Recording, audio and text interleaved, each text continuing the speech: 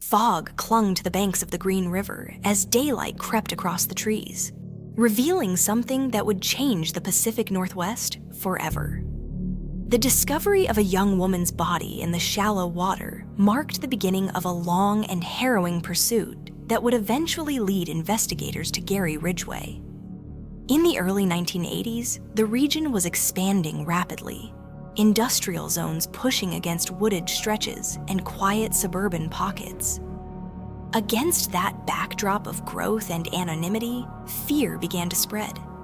The victims were often young women living on the margins, some last seen along stretches of highway or near truck stops.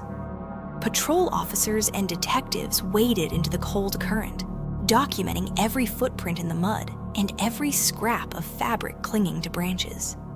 The river moved slowly, indifferent, carrying away fragments of evidence and leaving behind more questions than answers. Each new discovery deepened the sense that something methodical and remorseless was at work, a pattern hidden beneath the ordinary rhythm of daily life. The community would soon realize that these were not isolated tragedies, but pieces of a single, chilling puzzle. The first responders faced a grim and repetitive ritual. When another body surfaced, they secured the area with yellow tape and waited for forensic technicians to arrive. The air smelled of wet earth and decay. The sound of water against stones filled the silence as investigators photographed the scene. Deputies logged every item, shoes, jewelry, fibers, before sealing them in paper evidence bags. The coroner's team worked carefully, aware that even the smallest trace could later prove vital. Locals watched from a distance, whispering among themselves, their expressions caught between disbelief and dread. At night, floodlights illuminated the riverbank as search teams combed through reeds and driftwood. Reporters gathered nearby, their cameras trained on the dark water. Early police briefings offered little clarity, only the assurance that detectives were following leads. Behind the scenes, task force members compared notes from missing person reports, trying to connect names and dates. The pattern was unmistakable. Women disappearing within a narrow radius, often near the same stretch of road. Yet without a suspect or clear forensic link, the investigation moved in cautious, frustrating increments. As months turned to years, the investigation grew into one of the largest in state history. Detectives canvassed neighborhoods, interviewed friends, co-workers, and clients of those who had vanished. They built timelines by hand, pinning photographs to corkboards and drawing lines between sightings. Crime scene analysts examined tire impressions, tool marks, and trace fibers under magnification. In the absence of advanced DNA profiling, they relied on blood typing, hair comparison, and witness composites. The local community organized vigils, candlelight gatherings that drew both grieving families and strangers who simply wanted to stand against the fear. Patrols increased along highways. Outreach workers urged caution among vulnerable populations. The media amplified each development, sometimes helping, sometimes hindering. Tips poured in, some credible, many not.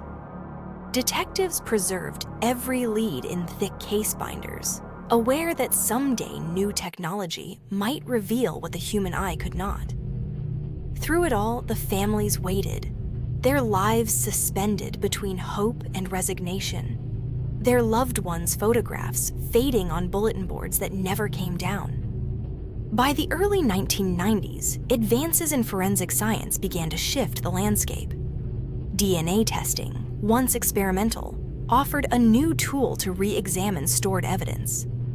Detectives revisited the preserved samples, fibers, hair, and biological traces carefully cataloged years earlier. Among the names that surfaced repeatedly in reports was a quiet truck painter who had once been questioned and released. Gary Ridgway had seemed cooperative, even ordinary, but inconsistencies in his statements lingered.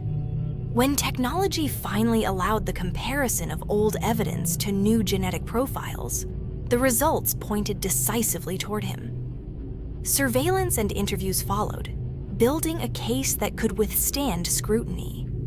The arrest was quiet, almost anticlimactic, yet it resonated across decades of uncertainty. For investigators who had spent their careers haunted by the river's secrets, the moment carried both relief and sorrow. They had found their perpetrator, but the cost, measured in lost lives and years of searching, remained immeasurable. In the courtroom, the weight of 2 decades settled over everyone present. Families filled the benches, holding photographs, listening as the details were recounted in careful, clinical language. Gary Ridgway's eventual confession confirmed what investigators had long suspected: a pattern of predation that had spanned years, hidden in plain sight. Justice, when it arrived, felt both overdue and incomplete. The verdict provided answers, yet no sentence could balance the scale of loss.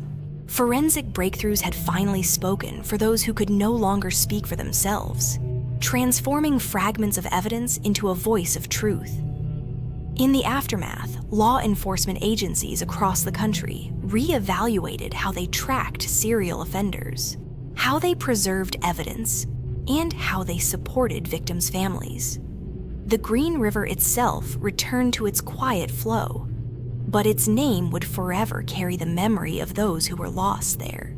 Their stories, once buried beneath the current, became part of a collective determination to never let such silence endure again.